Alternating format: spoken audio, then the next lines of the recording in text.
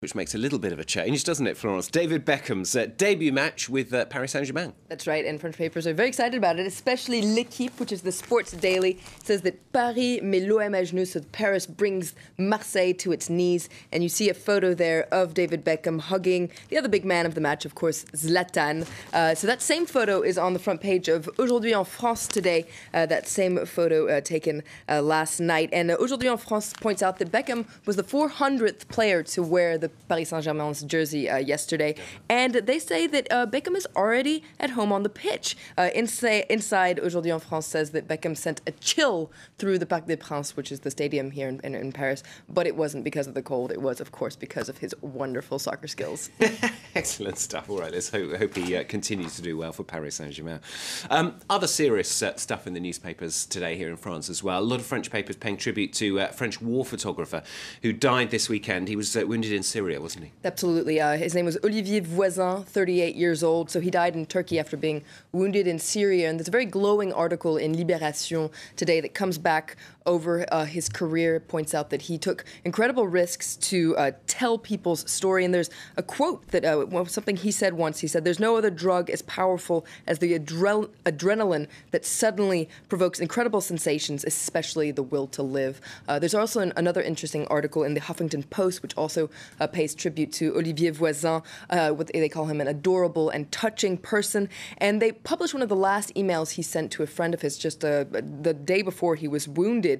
And it highlights the everyday life of a freelance journalist. For instance, at one point he says, "I've been here for 3 days and like an idiot, I forgot a book." But it also points out a lot more of the serious sides of what he was doing. Talks about how he had to sneak into Syria, how dangerous his job was. All this for photos he wasn't even sure he was going to sell. He describes the horrible things he was saying around him. And the article, the email is really interesting because you can tell that he feels very implicated and genuinely moved by the tragedy around him. Sad loss there, Olivier Voisin. Now, austerity is back in the papers as well over here in France. This is measures being put in place by François Hollande's socialist government. That's right. It's on the front page of Les Échos, the business daily today, that says there will be more taxes in 2014.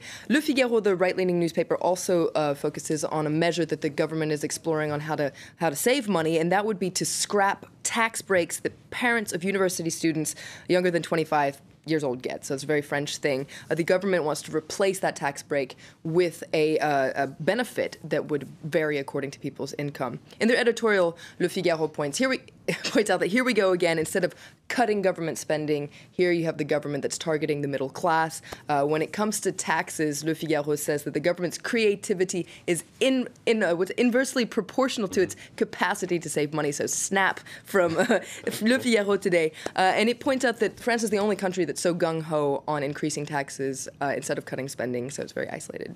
Yeah, you pulled out something a little bit different. This is from Le Croix, the Christian paper, exploring France's retirement homes. That's right. Le Croix wonders today how far should security go in these retirement homes. And it comes after, in the past month, 4 elderly people have been found dead after they wandered away from their retirement communities. For instance, several of them wandered out during the night and were actually froze to death outside. So the minister in charge of elderly affairs, Michelle Delaunay, she gives an interview to La Croix, and she points out that it's time for a debate on how to find the right balance between, on the one hand, keeping old people safe, protecting them, and on the other hand, respecting their right to come and go from retirement homes. And she says that their freedom should always come first. On Oscars Day today, of course, Slate has taken a closer look at the red carpet. That's right. The red carpet, according to Slate, is like a microscope. It's a great way of taking a closer look at all the actors off the silver screen. And one thing that Slate says can be surprising sometimes is how tall actors are. And I don't know if you saw Dustin Hoffman and Charlize Theron a little while ago.